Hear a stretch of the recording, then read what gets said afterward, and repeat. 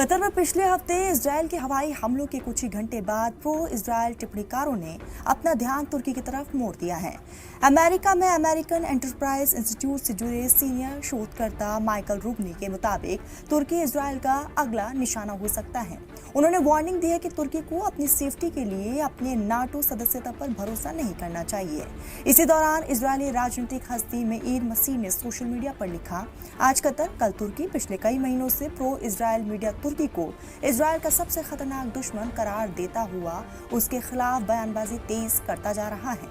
Israeli टिप्पणीकार तुर्की की पूर्व भूमध्य सागर में मौजूदगी को खतरा और सीरिया के युद्ध के बाद पुनर्निर्माण में उसकी भूमिका को नया उभरता हुआ खतरा बता रहा है। वहीं इजरायली प्रधानमंत्री बेंजामिन नेतन्याहू भी हाल के महीनों में खुले तौर पर इलाकाई विस्तारवादी टारगेट्स का दावा कर रहे हैं।